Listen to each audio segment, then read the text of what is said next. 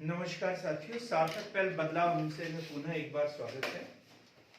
और 1 लाख की भर्ती, 1 लाख की भर्ती के तहत हम लेके आए हैं आप लोगों के लिए मध्य प्रदेश की चट्टान। ये मौका दोबारा नहीं मिलेगा, इस बार चूक गए तो फिर 5 साल और इंतजार करना पड़ेगा। इसलिए अभी पढ़ाई कर लेते हैं, नौकरी करेंगे। तो क्या पढ़ना है हमें? मध्य प्रदेश की चट्टान। चट्टान किसे कहते हैं? चट्टान किसे कहते हैं? सबसे पहला प्रश्न तो ये, चट्टान किसे कहते हैं? चट्टान वे परतें जिससे पृथ्वी का निर्माण, धरातल का निर्माण हुआ है, तो उसे क्या कहते हैं? चट्टान। मिट्टी ये भंगुर भी हो सकती है, मजबूत भी हो सकती है, कठोर भी हो सकती है, विभिन्न प्रकार की परतें अलग अलग प्रकृति की ये हो सकती है। तो ये सब क्या कहलाता है? चट्टानें कहलाती है। अब चट्टानें मुख्य रूप से 3 प्रकार की आप लोगों ने पढ़ी होगी। कौन कौन सी? आग्नेय चट्टान, आग्नेय, आग्नेय, दूसरा अवसादी और तीसरा कायांतरित या रूपांतरित, रूपांतरित, और इसे अवसादी या तलछट, तलछटी चट्टान। ये 3 जो मुख्य चट्टानें होती है। तो आग्नेय चट्टान मतलब जो पृथ्वी बनी है, पृथ्वी बनी है और जो गर्म पदार्थ पिघले हुए अवस्था में थे, धीरे धीरे क्या हुआ, ऊपर का खोल जो है ठंडा होते चला गया और अंदर जो है वो लावा जैसा का वैसा बना। लावा कभी कभी क्या होता है, वो दरारों में से रिसकर ऊपर आ जाता है और उससे जो लावा जमता है, कभी लावा अम्लीय होता है, कहीं क्षारीय होता है, तो जो अम्लीय लावा होता है ऊपर की तरफ आ जाता है, कई चट्टानों के बीच में फंस जाता है। तो जो ऊपर आ जाता है तो उससे बेसाल्ट बन जाता है और धरातल के अंदर ही चट्टानों के बीच में जो लावा जम जाता है तो उसे क्या बोलते हैं? ग्रेनाइट। उसे क्या बोलते हैं? ग्रेनाइट। तो इस तरीके से आग्नेय चट्टान मुख्य रूप से ग्रेनाइट और बेसाल्ट, लावे के ठंडे होने से बनी हुई चट्टान है। फिर है अवसादी या तलछट, अवसादी या तलछट। तो ये चट्टानों में क्या अपक्षय, अपर्दन, अपक्षय और अपर्दन, और पृथ्वी के जो ढलान वाले भाग होते हैं वो धीरे धीरे वहां पर क्या होते हैं, अपर्दन के कारण वहां पे अवसाद जमा होते चले जाते हैं और सालों के बाद में क्या बन जाती है वहां पे? अवसादी या तलछट चट्टान। परतदार चट्टान भी इसे कहते हैं कि हर साल की एक परत, हर साल की एक परत, तो परतदार चट्टानें बनती है। अब परत दर परत जमते जाती है और बीच में चूहे, मुंगूस, मगरमच्छ, विभिन्न प्रकार के जीव जंतु इसमें दब भी जाते हैं, है ना? तो यहाँ पे क्या मिलते हैं उसके? जीवाश्म, जीवाश्म, कोयला, पेट्रोलियम, ये सब इन्हीं चट्टानों में मिलते हैं। तो आग्नेय चट्टान में नहीं मिलता है, आग्नेय चट्टान में नहीं मिलता है। ये सब कहाँ में मिलता है? अवसादी चट्टानों में ही मिलता है, चाहे कोयला हो, पेट्रोलियम हो या जीवाश्म हो, ये अवसादी चट्टानों में मिलता है। बहुत बार क्वेश्चन पूछा गया एग्जाम में। फिर है कायांतरित चट्टान, कायांतरित चट्टान।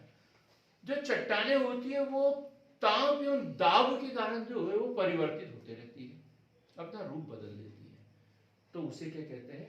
कायांतरित चट्टान। हम जब भौतिक भूगोल पढ़ेंगे तब देखेंगे, एक आग्नेय शैल, आग्नेय शैल वो बदलती है काय में? अवसादी में। अवसादी काय में बदलती है?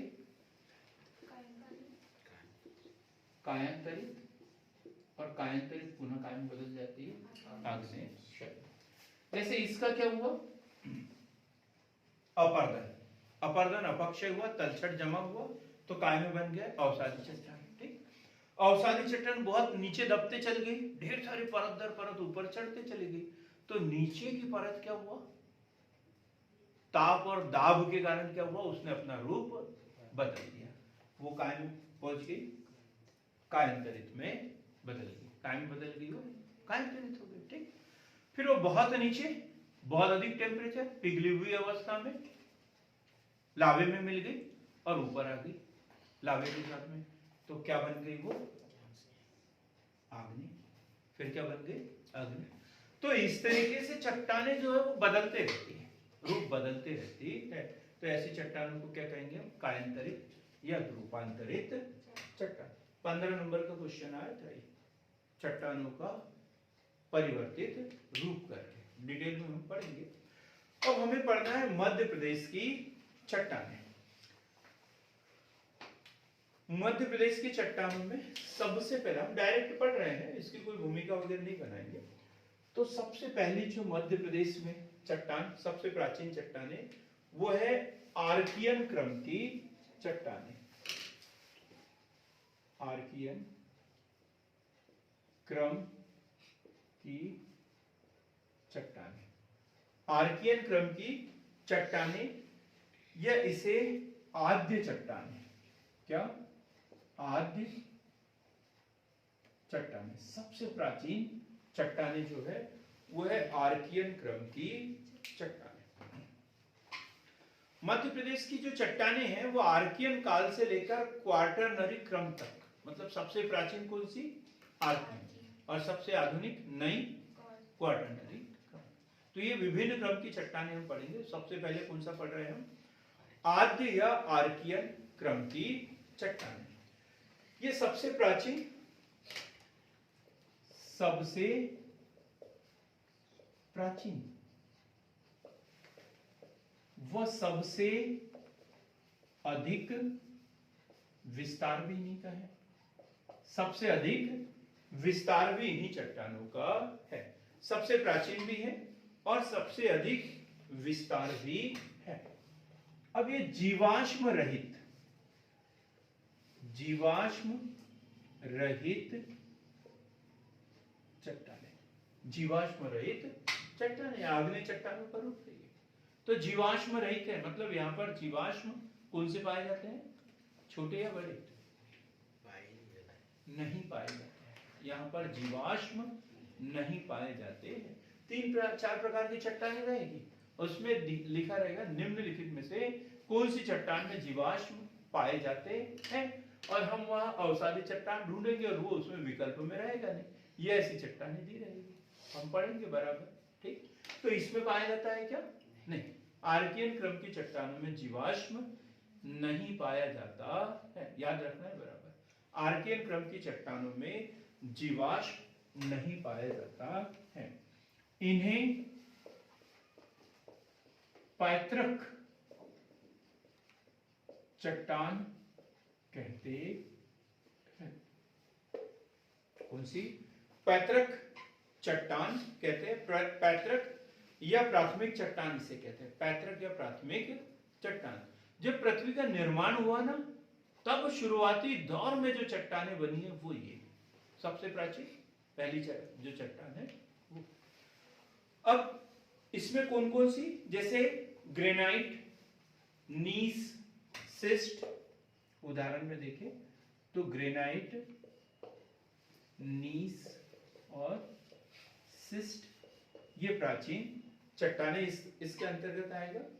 और ये मध्य प्रदेश में जो 2 जगह देखने को मिलती है विशेष रूप से, बुंदेलखंड नीस, बुंदेलखंड नीस, बुंदेलखंड नीस, और दूसरा एक बुंदेलखंड और ये चार्नो काइट्स नीस, बुंदेलखंड नीस और चार्नोकाइट्स नीस। बुंदेलखंड नीस जो है आकार में वृत्त, क्योंकि ये चट्टान परत दर परत नहीं है, लंबे चौड़े क्षेत्र में पाई जाती है, बड़ी चट्टान, उसका कोई ओर छोर नहीं मिलता। आकार में सबसे बड़ी लिखवाया हमने, सबसे प्राचीन, सबसे अधिक विस्तार, आकार में सबसे बड़ी। तो बुंदेलखंड नीस आकार सबसे वृहत है, और चार्नोकाइट नीस, इसे नीलगिरी नीस भी कहते हैं,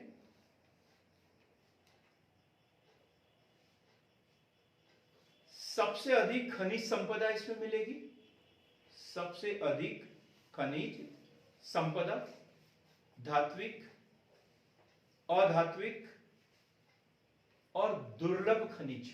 दुर्लभ खनिज क्या होता है हेमलत? दुर्लभ खनिज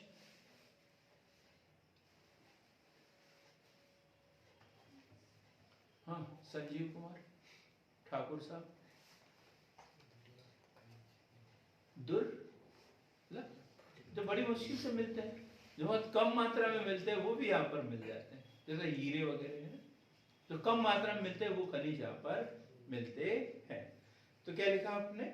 सबसे अधिक खनिज संपदा, धात्विक, अधात्विक, दुर्लभ खनिज जैसे बहुमूल्य रत्न, तांबा, मैग्नीज, लौह अयस्क आदि यहाँ पर मिलते हैं। क्लियर हो गया? कौन सी चट्टान पढ़ी हमने? आर्कियन क्रम की चट्टानें, आद्य चट्टानें, सबसे प्राचीन चट्टानें, सबसे अधिक विस्तार इनका होता है, जीवाश्म रहित चट्टानें, इन्हें पैतृक चट्टान भी कहते हैं, ग्रेनाइट, नीस, सिस्ट आदि होता है। मध्य प्रदेश में से दो भागों में बुंदेलखंड नीस और चार्नोकाइट्स नीस। तो बुंदेलखंड मतलब उत्तर वाला है और चार्नोकाइट्स जो है नीचे कर्नाटक साइड में जो देखने को मिलता है, नीलगिरी नीस भी बोलते हैं, नीचे वाले पार्ट में जो पाया जाता है।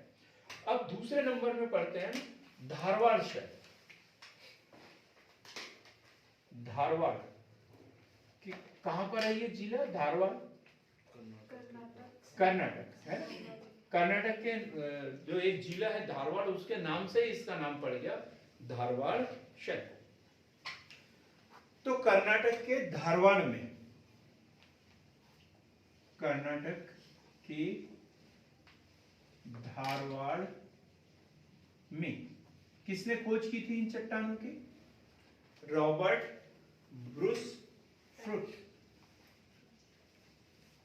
रॉबर्ट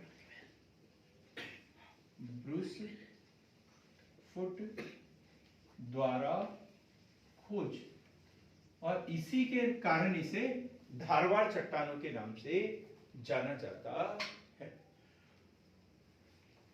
आद्य चट्टान, आद्य चट्टान, आद्य चट्टानें कौन सी? ये वाली आर्कियन क्रम की चट्टानें। आद्य चट्टानों के अपरदन से प्राप्त निक्षेप से निर्माण, निक्षेप से निर्माण, प्रथम अवसाद कहते हैं इसे, प्रथम अवसाद। ठीक, तो आद्य चट्टानों के अपरदन से प्राप्त निक्षेप से निर्माण। निक्षेप क्या होता है प्रियंका? निक्षेप क्या होता है? सर जैसे कि जो मतलब मिट्टी के द्वारा बहा के लाए जो एक जगह जो जमा हो जाता है, निक्षेप है। अपरदन मतलब लेकर जाना, निक्षेप है ना एक जगह ले जाकर छोड़ देना, जमा कर देना, निक्षेप है। तो ऐसे ये इन चट्टानों का अपरदन हुआ और जहां जमा हो गई वहां क्या बन गई है? धारवाड़ क्रम की चट्टानें। जीवाश्म रहित, ये भी जीवाश्म रहित, जीवाश्म रहित क्या है इसमें? स्लेट, स्लेट, सिस्ट, नीस, ग्रेनाइट, क्या क्या? स्लेट, सिस्ट, नीस, ग्रेनाइट, फाइलाइट व क्वार्टजाइट, व क्वार्टजाइट, व क्वार्टजाइट। कितने क्रम में? इसको 3 क्रम में बांटा गया। ये क्वेश्चन आता है मेंस में भी आता है पीएससी के, और छोटे छोटे एग्जाम में भी पूछा जाता है। कितने भागों में विभक्त किया गया है इसे? 3 भागों में विभक्त किया है। किसी को पता हो तो बको। ठीक है सर, इसको संस्था में बांटा है क्या? हाँ, सी और टी वाले संस्था रहते हैं। लाइब्रेरी में पढ़ा होगा ना 2-4 महीने में। सर एक बता दीजिए, बाकी 2 बता देंगे पक्कों में। ठीक है, हमने बता दिया चिल्पी क्रम, सोलसर श्रेणी, हाँ? चिल्पी क्रम, चिल्पी क्रम सबसे पहला चिल्पी क्रम, दूसरा है सपोली क्रम, और तीसरा सौसर, तीसरा है सौसर क्रम, सौसर क्रम। तीन क्रमों में इसे विभक्त, तीन स्तरों में विभक्त किया गया है। यह अक्सर क्वेश्चन पूछा जाता है। चिल्पी क्रम कहां पर? बालाघाट। चिल्पी क्रम जो है बालाघाट, जबलपुर, छिंदवाड़ा, बालाघाट, जबलपुर, छिंदवाड़ा, बालाघाट, जबलपुर, छिंदवाड़ा, बालाघाट, जबलपुर, छिंदवाड़ा। काय के लिए प्रसिद्ध है? जबलपुर से तो पता चल जाएगा काय के लिए प्रसिद्ध है ये चट्टान। संगमरमर लिखेंगे इसे, ग्रीन स्टोन, रंगीन संगमरमर, वो मलचखंड, तांबे के, है ना, मलचखंड, ये तीन चीजें लिखेंगे। क्या क्या? ग्रीन स्टोन, रंगीन संगमरमर व मलचखंड, मलचखंड। सपोली क्रम, ये चट्टानें मिलती है जबलपुर में, मुख्य रूप से जबलपुर। कोई ये मत बोलना कि चिल्पी क्रम जब जबलपुर में तो सपोली क्रम क्यों? क्योंकि जबलपुर एक बिंदु नहीं है, बल्कि एक क्या है? क्षेत्र है। क्षेत्र है तो कहीं पर ये मिलती है, कहीं पर ये। और इसमें है संगमरमर, अभ्रक और शिष्ट। काय के लिए प्रसिद्ध? संगमरमर, अभ्रक और शिष्ट इसके लिए प्रसिद्ध है। सौसर क्रम, ये सबको पता है, नागपुर से छिंदवाड़ा तक, नागपुर से छिंदवाड़ा तक। और काय के लिए प्रसिद्ध है ये? नागपुर से छिंदवाड़ा तक। अभ्रक, मैग्नीज, क्वार्टजाइट, अभ्रक, मैग्नीज और क्वार्टजाइट, अभ्रक, मैग्नीज, क्वार्टजाइट। तो देखो हमने दो चट्टानों के क्रम पढ़े। एक आर्कियन क्रम की चट्टान है, जिसे आद्य चट्टान है, सबसे प्राचीन चट्टान है, मध्य प्रदेश में सबसे अधिक विस्तार है। जैसे जीवाश्म रहित चट्टान है, इसे पैतृक चट्टान भी कहते हैं, ग्रेनाइट, नीस, सिस्टर।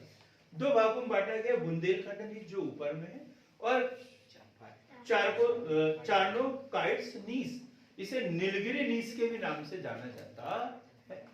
फिर हमने देखा धारवाड़ से, कर्नाटक के धारवाड़ जिले में रॉबर्ट ब्रूस फुट द्वारा सबसे पहले पहचान की गई थी, इसलिए इसे धारवाड़ शैल के नाम से जाना जाता है। आद्य चट्टानों के अपरदन से प्राप्त निक्षेप से इसका निर्माण होता है। और जीवाश्म रहित चट्टानें हैं ये। कैसी? जीवाश्म रहित चट्टानें हैं। और इसको तीन क्रम में बांटा गया है, चिल्पी क्रम, सपोली क्रम, सौसर क्रम। चिल्पी क्रम बालाघाट, जबलपुर, छिंदवाड़ा में। संगमरमर, रंगीन संगमरमर और क्या? मलचखंड, तांबे के लिए। सपोली क्रम ये जबलपुर में है। संगमरमर, अभ्रक, शिष्ट के लिए प्रसिद्ध है। सौसर क्रम जो है नागपुर से लेकर छिंदवाड़ा तक फैला हुआ है। अभ्रक, मैग्नीज और क्वार्टजाइट के लिए प्रसिद्ध है। अब हम पढ़ेंगे कुड़प्पा क्रम की चट्टानें। तीसरे नंबर पे कुड़प्पा क्रम की चट्टानें। कुड़प्पा क्रम की चट्टानें, कुड़प्पा क्रम की चट्टानें। निर्माण प्री कैम्ब्रियन युग में, निर्माण प्री कैम्ब्रियन युग में, प्री कैम्ब्रियन युग में आर्कियन क्रम की चट्टानों के, ये इसी चट्टानों से बना है। आर्कियन क्रम की चट्टानों के अनाच्छादन, अनाच्छादन एवं अपर्दन से, अनाच्छादन व अपर्दन के निक्षेप से, अनाच्छादन व अपर्दन के निक्षेप से ये प्राचीन औषधि चट्टान किस नाम से प्रसिद्ध है? ये पुराना संघ। पुराना संघ। कुछ चीजें ऐसी होती है जिसे फैक्ट के रूप में हमें सिर्फ याद करना है, ज्यादा दिमाग लड़ाने की उसमें जरूरत नहीं है। इसे किस नाम से? ये सबसे प्राचीन औषधि चट्टान है, इसलिए इसे क्या बोलते हैं? पुराना संघ के नाम से इसे जाना जाता है। भूगर्भिक हलचलों के कारण, भूगर्भिक हलचलों के कारण दरार व भ्रंश का निर्माण, दरार व भ्रंश का निर्माण। भूगर्भिक हलचलें कैसी? पृथ्वी का निर्माण हुआ, अंदर लावा पिघला हुआ है और उसके कारण उसमें वलय पड़ना, ये करना वो करना, चट्टानें टूटती फूटती गई, निर्माण की अवस्था अंदर जो है वो निरंतर चलते जा रही है। तो कभी चट्टानें धंस जाती है, नीचे उड़ जाती है, तो इससे कहीं भ्रंश हो रहा है, कहीं कुछ हो जाता है। अब जहां भ्रंश हो गया मतलब दरार पड़ गई, तो आसपास की चट्टानों में क्या होगा? अपर्दन होगा और वो कटकर बहकर कहां चल जाएगी? उस दरार में चल जाएगी और वहां पर क्या होगा? इधर उधर का निक्षेप होता चला जाएगा। सालों बाद वहां पर एक नई तरीके की चट्टानें बन जाएगी, उसे क्या कहते हैं? कुड़प्पा क्रम की चट्टानें। क्या लिखा आपने? भूगर्भिक हलचलों के कारण दरार एवं भ्रंश का निर्माण, दरार एवं भ्रंश का निर्माण। इसमें लगातार निक्षेपों का जमा, लगातार निक्षेपों का जमा। जीवाश्म रहित व जीव विहीन, जीवाश्म रहित व जीव विहीन। क्या मतलब है इसका भी? विनोद कुमार बताया जरा। ये पढ़ा तो यहां पे भी जीवाश्म नहीं, इसमें भी जीवाश्म नहीं, इसमें भी जीवाश्म नहीं। क्यों नहीं है? तीनों में जीवाश्म नहीं है। खा गया क्या कोई? तो जीवन हाँ? उसमें जीवन ही नहीं था। गुड। ये चट्टानों के निर्माण, निक्षेपण, अपर्दन की प्रक्रिया उस समय हुई है जब पृथ्वी पर जीवन की उत्पत्ति ही नहीं हुई थी। जब जीवन की पहले चट्टानें बनी, उसके बाद जीवन आया है ना? तो ये उस समय की घटनाएं हैं पूरी, जब पृथ्वी पर जीवन की उत्पत्ति नहीं हुई थी। तो उस समय अपर्दन, अपक्षय सब कुछ हुआ, लेकिन कोई जीव उसमें दबा ही नहीं। तो जीवाश्म मिलेंगे क्या? नहीं। अब बाद की चट्टानों में जीवाश्म मिलेंगे। बात क्लियर हो गई? अब इसका वर्गीकरण हम देखते हैं, तो इसे दो सीरीज में बांटा गया है। कोई बता दे? ऑनलाइन वाला। ग्वालियर सीरीज। हाँ, और एक बिजावर सीरीज। ग्वालियर सीरीज और बिजावर सीरीज। बहुत बढ़िया। इसको क्या होगा? मैंने कान में क्यों लगा के रखा है जब चल ही नहीं रहा? एक मिनट।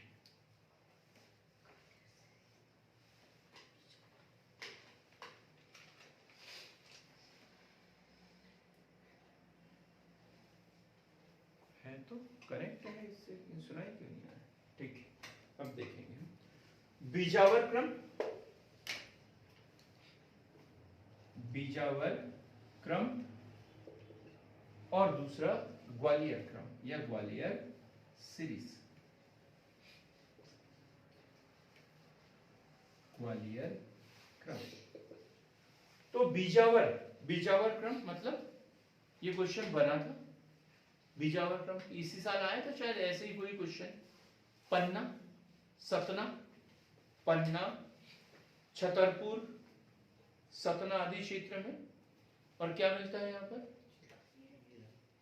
बलुआ पत्थर, चूना पत्थर और हीरे के निक्षेप, हीरे के निक्षेप। ग्वालियर क्रम में क्या?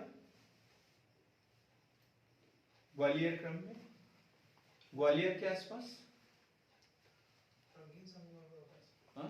रंगीन संगमरमर। रंगीन संगमरमर, वहां पे बलुआ पत्थर है, बलुआ पत्थर ज्यादा है उधर, है ना? किला देखा है मैंने, बलुआ पत्थर से बना हुआ है। तो बलुआ पत्थर, चूना पत्थर, बेसाल्ट जिसे आप रंगीन संगमरमर कहते हैं, बेसाल्ट, दो भागों में बांटा गया इसे भी ग्वालियर क्रम को, एक ऊपरी परत और नीचे की। तो मोरार और पार। मोरार ऊपरी परत जो है मोरार, और निचले क्रम में जो पाई जाती है उसे क्या कहते हैं? पार। मोरार और पार, ठीक है।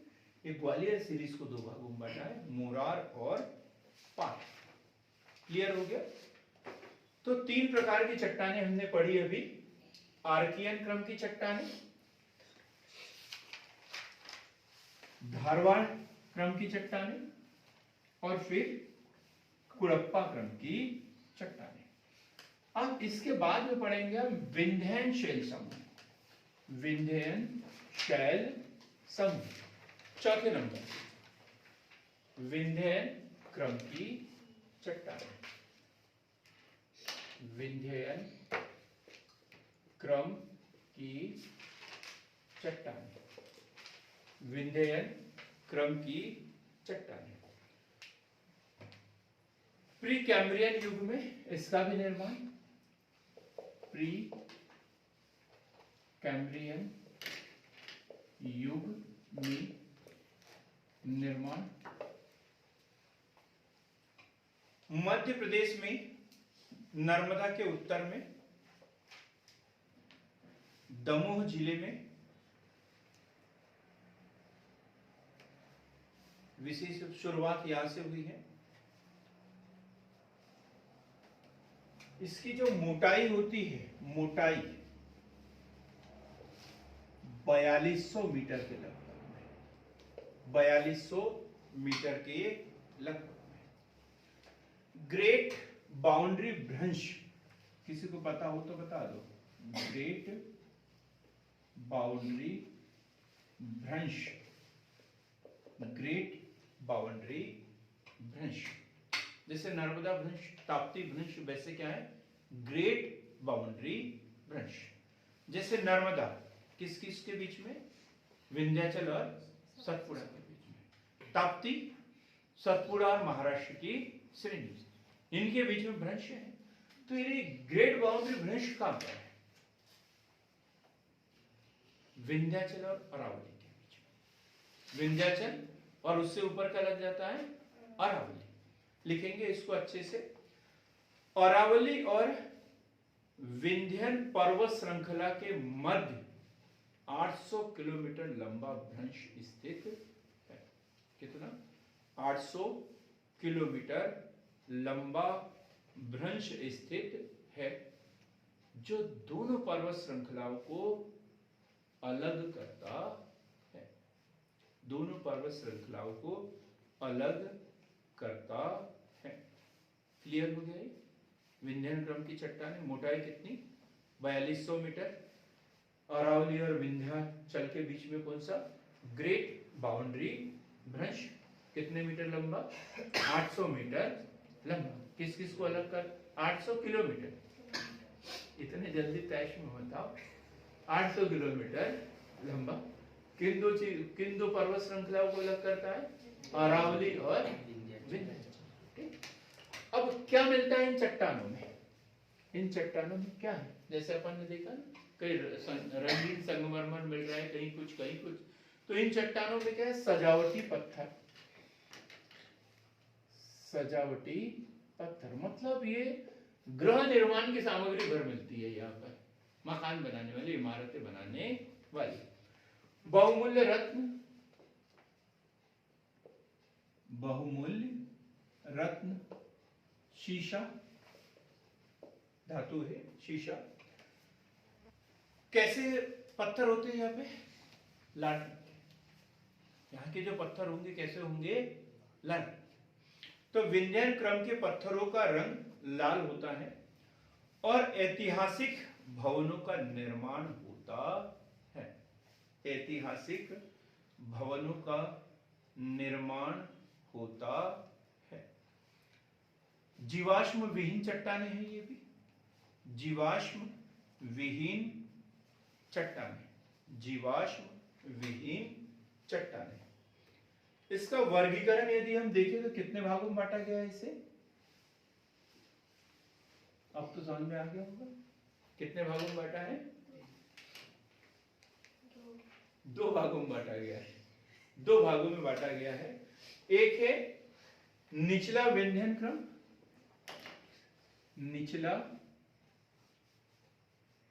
विंध्ययन क्रम, तो दूसरा कौन सा होगा? ऊपरी विंध्ययन क्रम, ऊपरी विंध्ययन क्रम। अब निचले में क्या है और ऊपरी में क्या है, यहां थोड़ी सी अब दिक्कत होगी। तो निचले में है सेमरी उपक्रम, सेमरी उपक्रम, और इधर जो है ये तीन भागों में है। ये भी याद रखना है बराबर, कहीं इधर उधर कंफ्यूज ना हो जाए। ग्वालियर, बीजावर और उससे पहला हमने चिपली क्रम, ये वो अलग अलग पढ़ा। कैमूर, रीवा और भांडेर, तीन भागों में इसे कैमूर उपक्रम, रीवा उपक्रम और भांडेर, कौन सा? भांडेर।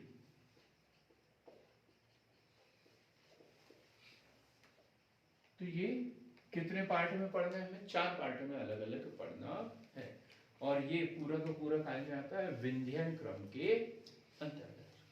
विंध्यन क्रम को यदि देखा जाए तो हमने क्रम में तो यहां लिखा है, लेकिन ये जो सबसे पहली चट्टानें पड़ी थी ना आर्कियन क्रम की, उसके बाद की सबसे पुरानी चट्टानें हैं, उसके बाद की चट्टानें हैं।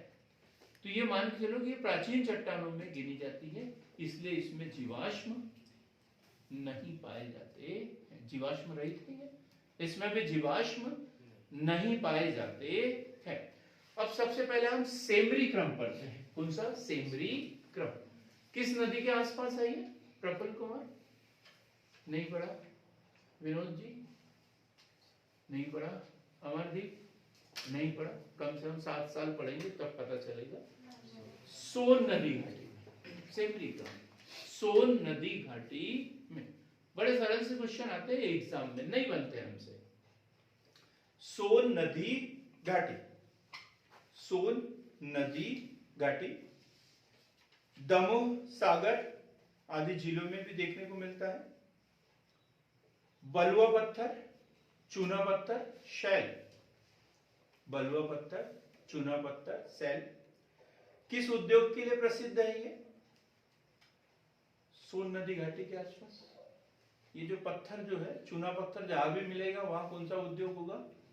एक दिन बताया था, सीमेंट उद्योग। किस उद्योग के लिए प्रसिद्ध है ये? सीमेंट उद्योग के लिए ये एरिया प्रसिद्ध है। सीमेंट उद्योग के लिए एरिया प्रसिद्ध है। हो गया हमारा सेमरी उपक्रम, सेमरी उपक्रम। अब हम पढ़ेंगे कौन सा? ऊपरी विंध्यन में कैमूर। सबसे पहला कैमूर। मेंस में 2-3 बार उत्तर लिखा है मैंने, कैमूर वाला। ये भी सीमेंट उद्योग के लिए प्रसिद्ध है कैमूर। ठीक, तो कैमूर उपक्रम पन्ना, सतना, रीवा जिले में, पन्ना, सतना, रीवा जिले में। किस जिले में? कैमूर की बात कर रहे हैं। पन्ना, सतना, रीवा जिले में। पुलकोवा पहाड़ी के निकट, पुलकोवा पहाड़ी के निकट स्थित केन व अन्य नदियों के कगारों का निर्माण होता है। अन्य नदियों के कगारों का निर्माण होता है। शेल व क्वार्टजाइट के निक्षेप, शेल व क्वार्टजाइट के निक्षेप, और इसका उपयोग काय में होगा? गृह निर्माण में, गृह निर्माण में। अब कौन सा? रीवा उपक्रम, नाम से ही पता चल रहा है कहां पर होगा ये? कैमूर उपक्रम के उत्तर पश्चिम में। किस जिले में होगा ये? रीवा उपक्रम। गलती से भी मत बोल देने, गलत हो जाएगा।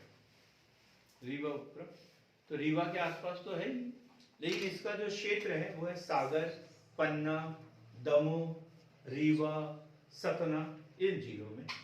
और काय के लिए प्रसिद्ध है ये? हीरा, हीरा उत्खनन के लिए प्रसिद्ध है रीवा उपक्रम, हीरा।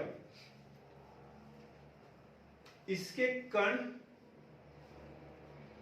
मध्यम से बड़े आकार के होते हैं। ये जो चट्टान है इसके कण कैसे होते हैं? मध्यम से बड़े आकार के होते हैं। और रंग कैसा होता है यहाँ का? ये क्वेश्चन बन सकता है। चट्टाने जो है गुलाबी, किस रंग की चट्टान यहाँ पर? गुलाबी, गुलाबी रंग की चट्टान, गुलाबी बैगनी चट्टाने यहाँ देखने को मिलती है। क्लियर हो गया? कैमूर, पन्ना, सतना, रीवा। और रीवा उपक्रम कहां पर? सागर, पन्ना, दमोह। फिर भांडेर उपक्रम, भांडेर उपक्रम। भांडेर जो विंध्याचल की कौन सी श्रेणी है ये? देखो, इमेजिन करो विंध्याचल ऐसा है, इसके पूर्व में है या पश्चिम में? भांडेर विंध्याचल की पश्चिम से, ठीक। तो विंध्याचल श्रेणी के पश्चिम में, विंध्याचल श्रेणी के पश्चिम में सागर, सतना, दमोह जिले के पार्ट में काय के लिए प्रसिद्ध है ये? भांडेर, चूना पत्थर, बलुआ पत्थर,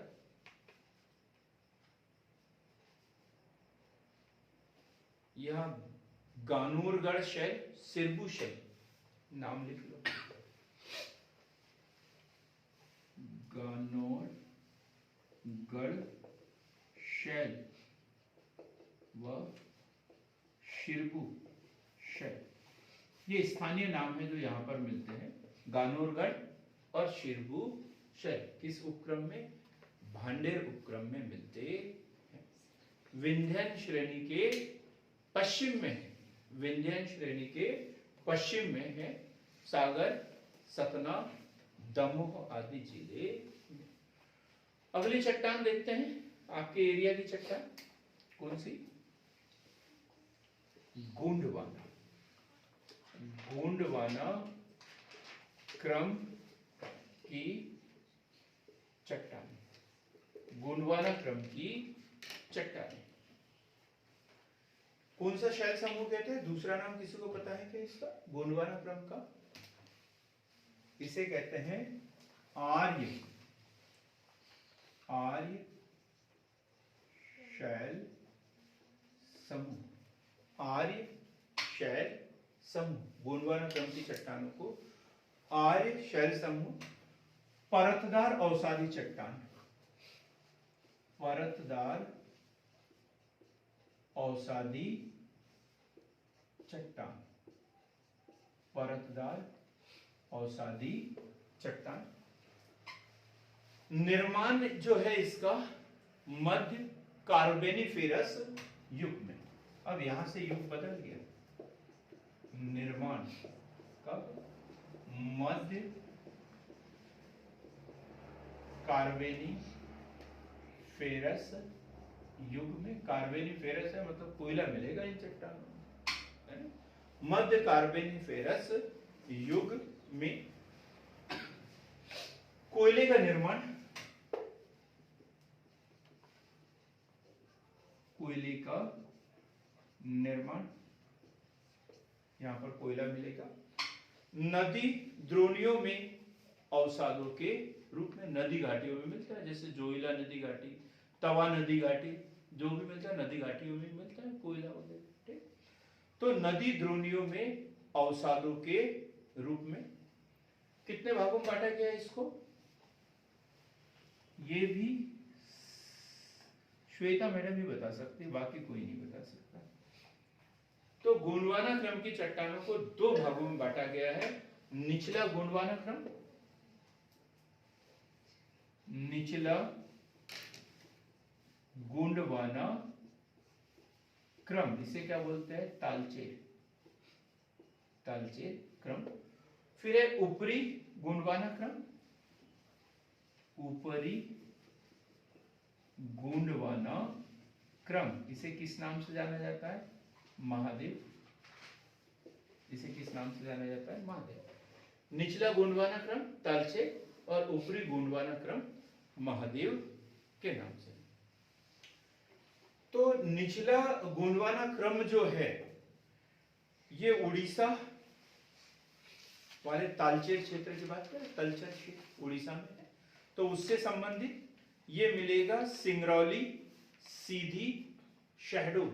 सबसे अधिक कोयला जो मध्य भारत में कहाँ मिलता है? उड़ीसा में। तो उसी क्रम की बात कर रहे हैं जो मध्य प्रदेश से जुड़ा हुआ है। तो इसमें कौन से जिले? सिंगरौली, सीधी, शहडोल। जीवाश्म युक्त शैल है ये, जीवाश्म इसमें पाए जाते हैं। कोयला भी तो जीवाश्म ही है ना? जीवाश्म ईंधन कहलाता है कि नहीं? तो जीवाश्म युक्त शैल है ये। कौन सी? निचला गोंडवाना क्रम। ऊपरी गोंडवाना क्रम इसमें कौन सा है? महादेव क्रम। महादेव क्रम, और महादेव क्रम जो है ये कहाँ आएगा? ऊपरी गोंडवाना क्रम में महादेव क्रम मतलब सतपुड़ा, सतपुड़ा श्रेणी में आएगा। सतपुड़ा पर्वत श्रेणी में इसमें सिवनी, छिंदवाड़ा, नरसिंहपुर, बैतूल, सिवनी, छिंदवाड़ा, बैतूल, नरसिंहपुर, इन जिलों में ये देखने को मिलता है। फिर है जबलपुर उपक्रम, ये भी ऊपरी गोंडवाना में आएगा। जबलपुर उपक्रम, जबलपुर उपक्रम, और इसमें कटनी, जबलपुर, कटनी, जबलपुर। तो इस क्षेत्र में कौन सा कोयला मिलता है? यहाँ का तो कोयला अच्छा रहता है, ये सतपुड़ा वाला, सिवनी, छिंदवाड़ा वाला है। और यहाँ जबलपुर उपक्रम का जो कोयला होता है उतना अच्छा नहीं होता। यहाँ पाया जाता है लिग्नाइट कोयला, कच्चा कोयला। ठीक, लिग्नाइट कोयला यहाँ पर पाया जाता है, लिग्नाइट कोयला। तो देखो तीसरे नंबर पे, चौथे नंबर पे हमने विंध्यान क्रम की चट्टानें, और पांचवें नंबर पे क्या पड़ा? गोंडवाना क्रम की चट्टानें। विंध्यान क्रम की चट्टानें प्री कैम्ब्रियन युग की प्राचीन चट्टानें हैं, और इसे भी हमने कितने भागों में बांटा है? 2 भागों में, निचला उपक्रम विंध्यान क्रम और ऊपरी विंध्यान क्रम। निचले इसमें कौन सा है? सेमरी उपक्रम जो सोन नदी घाटी के आसपास, और फिर ऊपरी विंध्यान क्रम में कैमूर, रीवा और भांडे। कैमूर, रीवा और भांडे। गृह निर्माण सामग्री जो पत्थर वगैरह होते हैं, लाल बलुआ पत्थर, ये देखने को मिलते हैं। लेकिन भांडेर में जो मिलते हैं वो कैसे होते हैं? गुलाबी बैगनी।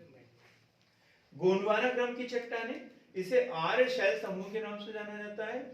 ये परतदार अवसादी चट्टान है, इसलिए यहाँ पर जीवाश्म पाए जाते हैं। जीवाश्म यहाँ देखने को मिलते हैं। मध्य कार्बोनिफेरस युग में है, इसलिए कोयला भी है यहाँ पर। और इसे मुख्य रूप से 2 भागों में बांटा गया है। निचला गोंडवाना क्रम तालचे, जो कि उड़ीसा से लगा हुआ है, इसमें कौन से? सीधी, शहडोल, ये जिले यहाँ पे देखने को मिलेंगे। और ऊपरी गोंडवाना क्रम इसे महादेव और जबलपुर उपक्रम में बांटा गया। तो महादेव श्रेणी में मतलब सतपुड़ा श्रेणी, इसमें सिवनी, छिंदवाड़ा, बैतूल, नरसिंहपुर, और जबलपुर उपक्रम में जबलपुर, कटनी आदि जिले आएंगे। और यहाँ पे कौन सा? लिग्नाइट, कौन सा कोयला मिलेगा यहाँ पर? लिग्नाइट। अब 2 चट्टानें और हमें पढ़ना है जो मध्य प्रदेश से संबंधित है। नंबर 1 दक्कन पे, कौन सा? दक्कन ट्रैप। ट्रैप यानी क्या होता है? ट्रैप यानी क्या होता है? ट्रैप यानी कैद हो जाना। क्या हो जाना? कैद कर लेना, कैद हो जाना। अब क्या है, ये चट्टानें थी, इसमें हीरे मोती सब कुछ थे, लेकिन यहाँ पर क्या हो गया? ज्वालामुखी उद्गार, और इसके ऊपर अच्छा खासा क्या हो गया? ये लावा फैल गया, लावा फैल गया यहाँ पर। अब ये क्या हो गए? ट्रैप हो गए, इसके अंदर क्या हो गए? कैद हो गए। अब यहाँ पर इतनी मोटी परत है कि इसे काटना हमारे लिए संभव ही नहीं। खनिज पदार्थ वगैरह है यहाँ पर, लेकिन ये लावे के कारण क्या हो गए, ट्रैप हो गए हैं, वहां तक हमारी पहुंच ही नहीं है। तो इसे क्या बोलते हैं, दक्कन ट्रैप। महाराष्ट्र वाला जो पठार है, दक्कन का पठार, मध्य प्रदेश महाराष्ट्र वाला, तो ये उसके अंदर की बात है। ऐसा नहीं कि यहाँ पे खनिज पदार्थ नहीं है, खनिज पदार्थ सब कुछ है, लेकिन हमारी पहुंच वहां पर नहीं है, वो ट्रैप हो गया है, दक्कन ट्रैप। ये पढ़ेंगे हम 6वें नंबर पे। और 7वें नंबर पे हम देखेंगे क्वार्टरनरी क्रम की चट्टानें। क्वार्टरनरी क्रम की चट्टानें, ये सबके बाद की चट्टानें, सबसे नई चट्टानें हैं। दक्कन ट्रैप क्रिटेशियस काल में, दक्कन ट्रैप का निर्माण जो हुआ है क्रिटेशियस काल में, क्रिटेशियस काल में दक्कन ट्रैप की चट्टानों का निर्माण क्रिटेशियस काल में भूगर्भिक दरारी उद्भेदन से दक्कन के क्षेत्र में लावा, भूगर्भिक दरारी उद्भेदन से लावे का विस्तार, लावा इसके ऊपर क्या हो गया, फैल गया, लावे का निक्षेप हुआ। सल्फर की मात्रा इस लावे में अधिक है, सल्फर की मात्रा इस लावे में अधिक है, सल्फर की मात्रा इस लावे में अधिक है। यह एक आग्नेय चट्टान है, आग्नेय चट्टान है, जिसके विघटन, वियोजन, कायांतरण, विघटन, वियोजन, कायांतरण और अवसादीकरण के फलस्वरूप क्या होगा यहां पर, कोई भी समझदार व्यक्ति बता सकता है, ऑनलाइन ऑफलाइन क्या हुआ होगा, हाँ? काली मिट्टी का निर्माण, क्या होगा, काली मिट्टी का निर्माण। वे ऊपर तो लावा है, लावे की परत है, लेकिन यहाँ पर अपक्षय, अपर्दन, वियोजन से क्या होगा, जो चट्टानें टूट टूट के बारीक होते जाएगी, तो इससे कौन सी मिट्टी बनेगी, काली मिट्टी बनेगी। मालवा क्षेत्र की बात कर रहे हैं, मालवा क्षेत्र में कोई अंदर से कोई खनिज पदार्थ निकलते हैं क्या, बिल्कुल भी नहीं, और कोई खनिज पदार्थ नहीं है। क्यों, क्योंकि वो ट्रैप हो गया है पूरा। और ऊपर क्या है, काली मिट्टी, ऊपर क्या है, वहां पर काली मिट्टी। लिखेंगे इसे, क्या लिखा, जिसके विघटन, वियोजन, कायांतरण और अवसादीकरण के फलस्वरूप पठारी क्षेत्र के ऊपरी संस्तर में काली व लाल रेगुर मृदा का विकास हुआ है। काली मिट्टी है और फिर वहां क्या होगा, लोहे की अधिकता के कारण काली मिट्टी, लेकिन उसी के ऑक्सीकरण से क्या बन जाएगी, वो लाल पीली मिट्टी, फेरिक ऑक्साइड, और क्या हो जाएगी, लाल मिट्टी हो जाएगी ऑक्सीकरण से।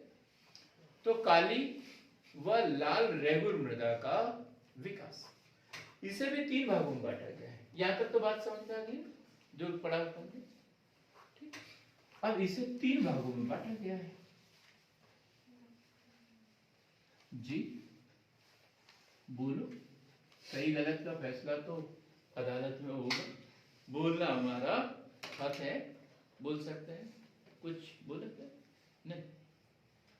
निचला ट्रैक, ये तो नहीं बोला आपने, सोचा भी नहीं यहां तक। निचला ट्रैक, मध्यम और ऊपरी,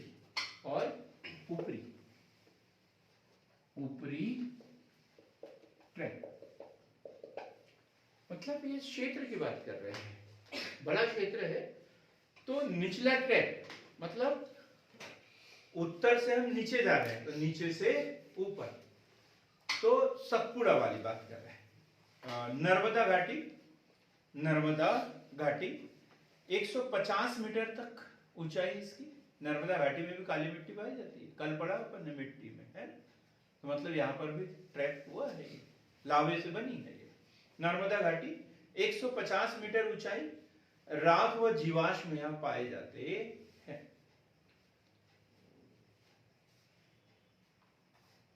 दूसरा मध्यवर्ती ट्रैप, और ज्यादा गहराई तक देखने को मिलेगा ये। तो मालवा क्षेत्र में ऊंचाई जो है 1200 मीटर है, 1200 मीटर। जीवाश्म इसमें नहीं पाए जाते, जीवाश्म इसमें नहीं पाए जाते हैं। और ऊपरी ट्रैप, ऊपरी ट्रैप जीवाश्म के लक्षण पाए जाते हैं। मालवा का पठार, दक्षिण पश्चिम व दक्षिण पूर्वी भाग, मालवा के पठार का दक्षिण पश्चिम दक्षिण पूर्वी भाग। तो क्या ये ट्रैप हो गया है, नीचे तो पुरानी चट्टानें हैं लेकिन अब वो क्या हो गए, एकदम संरक्षित हो गई है, वहां तक किसी की पहुंच ही नहीं है। अब हम देखेंगे क्वार्टरनरी क्रम की चट्टानें, ये सबसे नई चट्टानें हैं क्वार्टरनरी क्रम की चट्टानें। और इसका निर्माण कब हुआ है, टर्शियरी युग में, टर्शियरी युग में। एक वीडियो हमारा आएगा जिसमें पूरे ये युग की कल्पना करेंगे, कब कौन सा युग आया, उसमें क्या परिवर्तन हुआ। टर्शियरी युग या टर्शियरी शैल समूह भी इसे कहते हैं। क्वार्टरनरी चट्टानों का निर्माण प्लीस्टोसीन व होलोसीन काल में, प्लीस्टोसीन तथा होलोसीन काल में नदियों द्वारा लाए गए अवसादों के निक्षेप से हुआ है। नदियों द्वारा लाए गए अवसादों के निक्षेप से हुआ है। इसे नवीन जलोढ़ भी कहते हैं, नवीन जलोढ़ भी कहते हैं।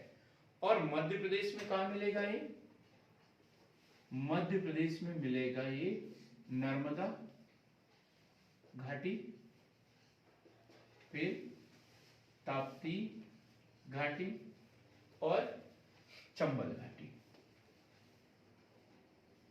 चंबल घाटी, ये नदी घाटियों में मिलेगा। इसे दो भागों में बांटा गया है, एक बाघ सीरीज बोलते हैं इसे, बाघ सीरीज, और दूसरा है लमेटा, लमेटा सीरीज।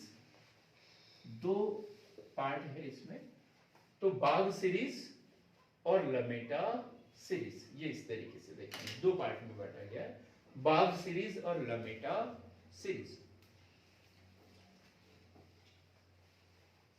ज्यादा कुछ पढ़ने की जरूरत नहीं है।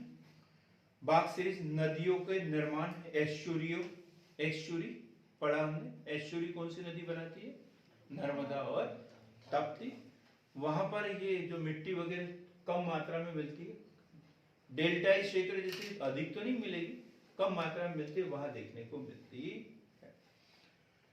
तो इस तरीके से आज हमने देखा कि मध्य प्रदेश में चट्टानें कौन कौन सी पाई जाती है और इसमें विस्तृत हमने चर्चा की।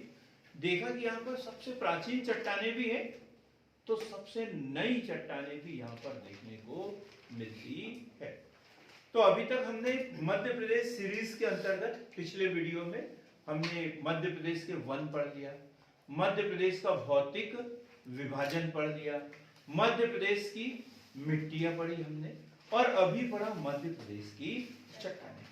अगला जो वीडियो होगा वो मध्य प्रदेश की पर्वत श्रेणियों से संबंधित होगा। तो जिसको भी देखना है वो हमारे चैनल को लाइक कीजिए, शेयर कीजिए, सब्सक्राइब कीजिए, और सार्थक पहल की जो पहल है इसे आम लोगों तक पहुंचाने की कृपा कीजिए। बहुत बहुत धन्यवाद।